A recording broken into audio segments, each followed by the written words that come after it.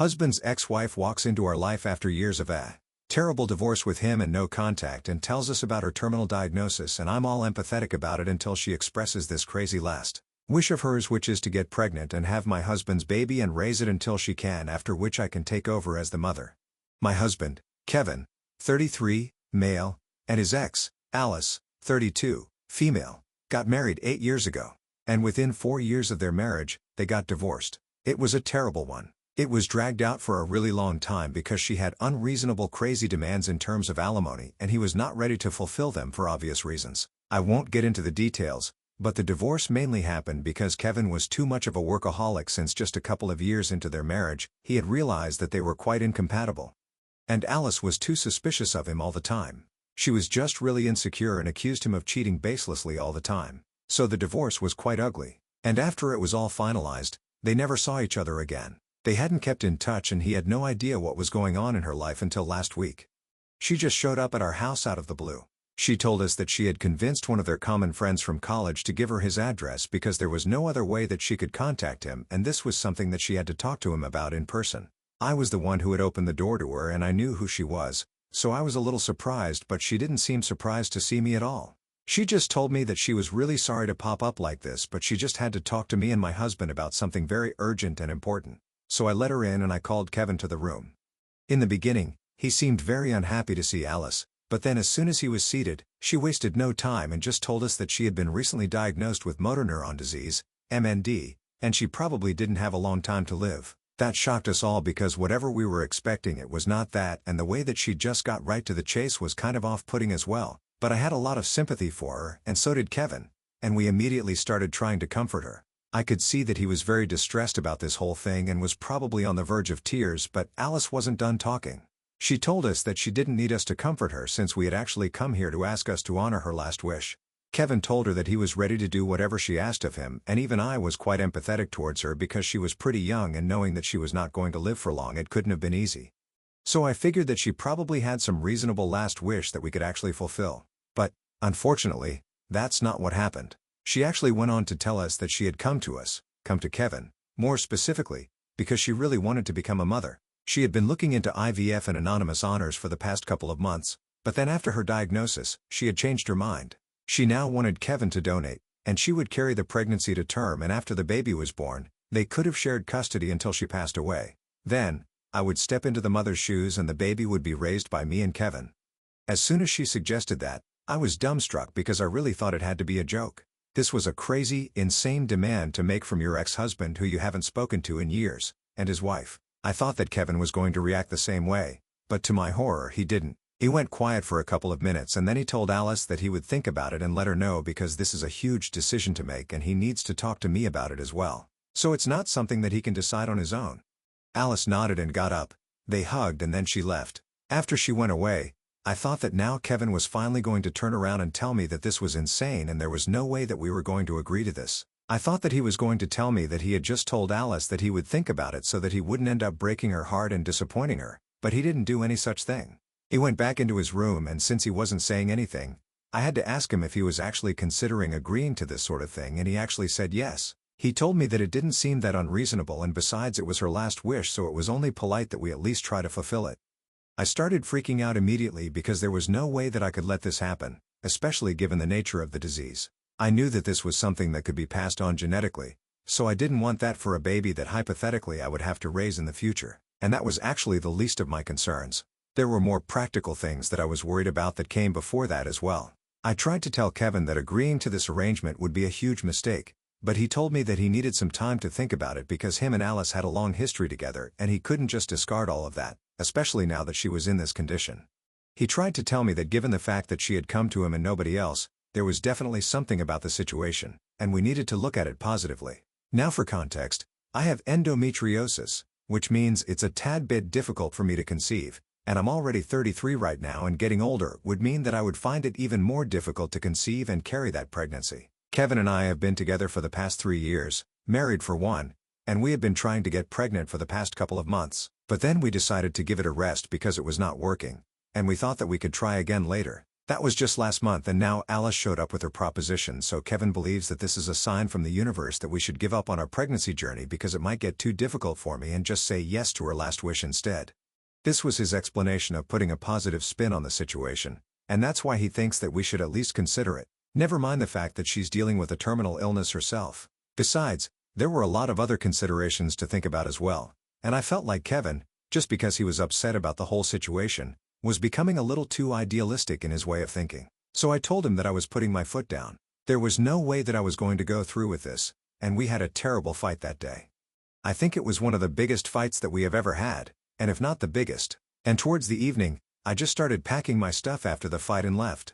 I was hurt beyond words. I didn't even know what to say to him because this was crazy. So I moved in with my parents for a while just so I could deal with this emotionally. At the time that I left, he had been out for a walk to clear his head. So when he came back home and found me missing, he started calling me and I picked up because I thought he was going to apologize for being so insensitive to me. But then he told me that I was being unreasonable and actually accused me of being insensitive to him and ours, who was fighting for her life. This was the last thing that she was asking of him, so we could at least consider it because that way, we would get a baby without even putting my body through the trouble of carrying a pregnancy to term. And yet again, he told me that he felt like I was not being grateful enough for the opportunity that had been presented to me. So on the phone call we had another fight and he accused me of being insecure about Alice and her influence in his life even now, and that's why I was making such a huge deal about this, which was significantly more hurtful than whatever he had said up until then.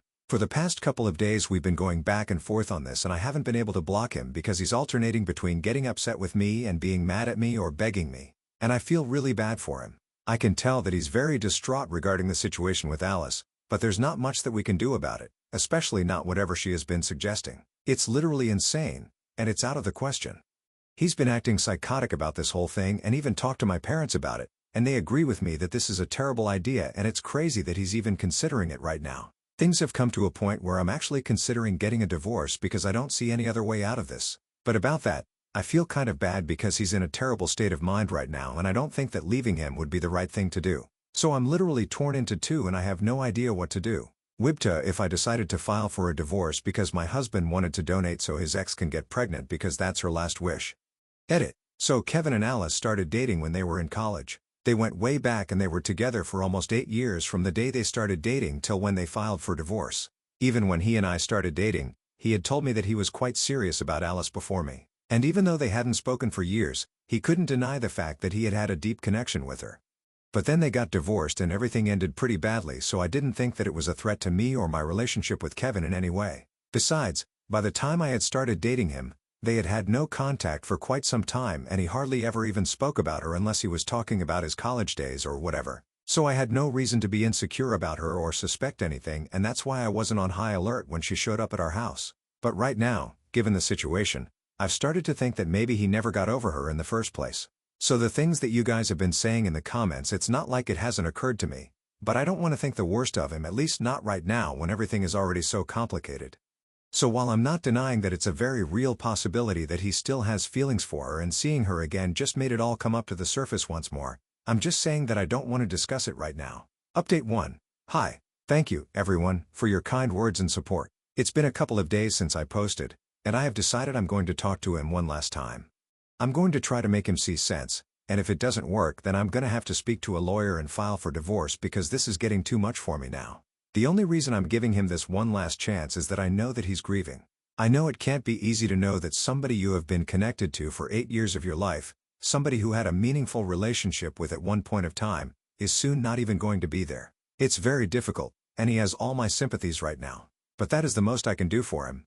I can only extend my sympathies. I'm not going to give in to his whims and fancies and allow myself to be involved in this ridiculous situation that he's getting dragged into because of Alice's last wish. In the past couple of days, he has stopped getting mad at me altogether in his text. He's only been begging me to at least consider this. He's been begging me to come back and talk to him. And this morning, I replied to him saying that I was willing to come back and talk to him, but he couldn't lose his temper at me and start yelling at me the way he did earlier. Because if he did that, I was going to walk away immediately. I'm not going to tolerate any more disrespect at this point. He can't just get away with everything because he's upset. This situation has been very upsetting for me as well, but I'm not behaving the same way that he is. Even on the first day when I tried to argue with him, I tried to maintain my calm and deal with the situation with dignity. But he was the one who lost his temper and started yelling like a madman.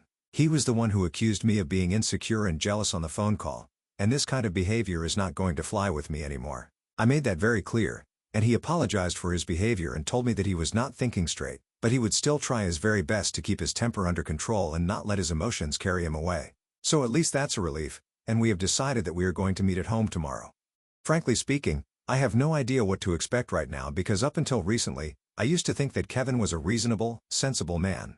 But seeing this side of him has made me realize that maybe I was not completely right about him. That maybe grief makes people act in ways that you never expected them to. So in all honesty, I have no idea what to expect out of tomorrow. Maybe things will work out, maybe they won't. But at least I'll have the satisfaction of knowing that I tried my best to make it work. And that's all that matters to me right now. Update 2. Hi. So I just came back home after meeting Kevin. When I went over, he welcomed me very warmly, apologized for his behavior, and told me that he was going to try and keep things calm this time. And in the beginning, I thought that maybe I had done the right thing by trying to give him a chance at least. And then we got to talking. I explained my side of things to him. I told him that I was not ready for this kind of situation. If I wanted a baby, I would like for the baby to be completely healthy. And since MND has a chance of being carried through genes, I don't think it was a good idea for Alice to get pregnant. Besides, given her diagnosis, there's already no telling how fast or how slow the disease is going to be. And given the circumstances, it's probably not right to put her through a pregnancy if she herself doesn't realize it. Then we can at least do her a favor by declining. And on top of that, even if we decide to humor her, even if she got pregnant, had the baby and stuff, having shared custody would be a whole other conversation. And who knows? Maybe they would end up fighting again like they did the first time, and that wouldn't be good for the baby. Also, it would be a special kind of cruel for Alice to give birth to the baby, to be actively involved in the baby's life, and then leave because with this disease, we don't know when she's going to be taken away from everyone. And that's a major concern, especially with a baby involved. That's all I had to say. And in my opinion, these were all very valid points, which had nothing to do with me being jealous or insecure of her. Of course, I didn't mention that. Even apart from all this, I was very uncomfortable with the idea of the situation even materializing. But given whatever he had said earlier, I didn't think it would be wise for me to acknowledge that. So I just tried to reason with him using the practical side of things, and I thought that he would understand. But instead, he started bringing up irrelevant counter-arguments. He told me that all we had to do was just agree to the situation, and then we would deal with these things as they came up. Basically, he wanted to go with the flow, but he just wanted me to agree, and I'm not the kind of person who likes going with the flow, especially with regards to things like marriage and pregnancy and whatnot. For me, this is a huge deal. I can't take it as casually as he was, so I made that clear to him, and it was a very fundamental difference between the two of us, which I didn't think would ever be tested like this. I had always known that he was more of a spontaneous kind of guy, but I liked that about him, and I thought that this would balance me out. But right now, I'm not so sure about that. When I disagreed with him, things started getting bad again. But at least this time, he kept his temper under control, and he tried to reason with me even though he was visibly upset. He told me to keep all those practical considerations aside and just think about the fact that at the end of all of this, we were going to have a baby and I wouldn't even have to put myself through the pregnancy. Somebody else was going to do it for us. And the best part was that it would be us doing that person a favor. It wouldn't even be as expensive as surrogacy. I got a bit frustrated at that point and I just told him that it didn't matter to me that we were going to have a baby at the end of this process because I didn't want to get involved in something as complicated and weird as this in the first place. Whatever Alice was suggesting, it was not even going to be considered feasible by other people. I don't understand why he was even entertaining the idea, but it was just weird and crazy and I didn't like it. If we really wanted a baby, I could try to get pregnant naturally. And if that doesn't work, we still had IVF, surrogacy and adoption as options. This whole thing with Alice was not even something I was considering and I could tell that he was very upset, which is why he was so bent on honoring her last wishes. But it was a terrible idea and he needed to realize that. She was being unreasonable enough, but I couldn't control that since I was not her friend or her family to be giving her advice. If I had any say in Kevin's life as his wife at all, I would advise him against it. I tried to reason with him, but he just started looking even more upset. He stayed silent for a couple of minutes, and then he told me that since I had made up my mind, we had nothing more to discuss. So that was it. And I still had a lot of things to say even after that. I just wanted to shake him and tell him that he was destroying our marriage and his own life, but I was so exhausted emotionally that I just got up and left. I came back home, cried for a while, explained the situation to my parents, and then I started looking for divorce attorneys because I really can't do this anymore. I've given this my own. I've tried my very best to be reasonable, to try and make him see that what he's doing is crazy. But if he doesn't want to understand that, then that's on him. But I'm not obliged to be a part of this insanity, and I won't be either. Update 3. Hi. Sorry for being missing in action for 2 weeks, but I had my hands full. Couple of days after I made my last post, I fell seriously sick, but powered through it somehow and got in touch with a lawyer. We drew up the divorce papers, and a couple of days later, Kevin was served. Then a few days back, he responded with a few minor modifications, but apart from that, he was not contesting it. So it's final now. We're getting a divorce, and we haven't been in touch for the past 2 weeks. I've been trying to be normal. I've been going to work and pretending like everything is fine. Nobody apart from my parents even knows that we're separating. But deep down, I'm hurting a lot. The thing is, it's not like I don't want to share this part of my life with my friends. I want to tell people about how I feel so I can get it off my chest, but then this is so personal and so strange that I don't even know how to go about it. It feels embarrassing to even think about it. And even by reading the comments, I've realized that this is a crazy situation to be in. Kevin is being ridiculous. And the fact that he's ready to sacrifice our marriage over something like this, I really don't know what to think about it. I haven't spoken to my in-laws, but I'm guessing that they know because a couple of days ago, I noticed that they had removed me from all their social media accounts. It was a bit shocking because they always seemed to love me. They would refer to me as the daughter that they never had and stuff like that. But I guess given the situation, they probably wanted to be on their son's side, even though I don't understand how they can bring themselves to agree with whatever he's doing. Anyway, it's really his loss. And even though I'm still hurt, I'm trying to get myself to come to terms with it. In a couple of days, I might put out a statement on social media or something just to let people know that we are separating now. If we were getting divorced under other circumstances, I might have consulted him before saying anything to anyone. But right now, I don't really feel the need to do that. I'm just done with him, and I can't wait for this whole ordeal to be over. Update 4. So it's been about a week since my last update, and today, I received a message from an unknown number. And after opening and reading through it, I realized that it was Alice. This happened just a couple of hours ago, and I'm still in shock because I can't believe that she had the audacity to actually say this to me. Hello. I'm so sorry that my last wish has caused so much trouble in your marital life. It was really not my intention to ruin somebody's marriage. Kevin told me all about it, and I feel really bad about whatever has happened. So I want to apologize for that before I say anything else. I really truly am sorry for everything that has gone wrong. However, I also feel like you have no right to say that I'm being unreasonable considering the fact that you couldn't even make such a teeny tiny sacrifice for the sake of your husband and his mental well-being. You can tell that he's very distraught even though I myself have come to terms with the fact that I'm not going to live long. So the least you could have done was play along and let him have this. Instead, you made him feel worse about himself. You gaslighted him into thinking that maybe he was screwing everything up in his life when in reality, he was just trying to do something good for me. I don't know why you were so insecure and jealous. We haven't ever met before, and I've never given you a reason to doubt Kevin, and yet this is the kind of attitude that you had. It's just appalling. I thought that as a woman, you would be able to understand me, but I was clearly wrong. You were too selfish to think about anybody else but yourself, and that's why your marriage is in shambles right now. I hate to say it, but Kevin deserves better. I hope you take a lesson from this and try to broaden your way of thinking. Anyway, I've said whatever I had to say. I just wish that you would have chosen to be kinder, but that ship has sailed now. Goodbye. Have a nice life. This is the message she sent me, and halfway into reading it, I had half a mind to call her up and start cursing her out because I really couldn't imagine why she thought she could say this to me and get away with it. I was angry about it for quite a while, and I even had a reply typed out and ready to go.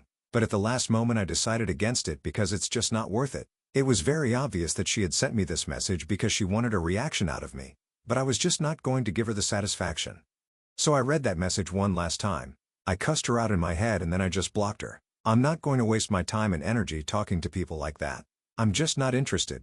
In a couple of months, my divorce with Kevin will be finalized and I will finally be done with all of this for good. I don't have to put in any extra effort to make anyone see my side of things. It's just not necessary. Update 5. Hi. So it's been 5 months since my last update, and a couple of weeks ago my divorce came through. These past 5 months have been a total roller coaster of emotions because shortly after I announced our separation, but that did not affect him at all, because as far as I know,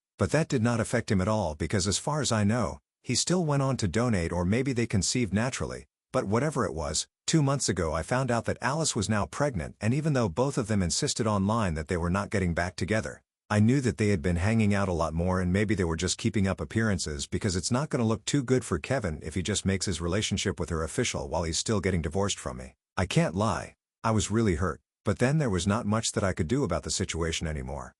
So now I'm just focusing completely on myself. I'm trying to live better and distract myself from everything to do with him. I've even told my friends and everyone not to tell me what he's up to. I just don't want to know. I want to move on with my life and do better for myself. And that's it.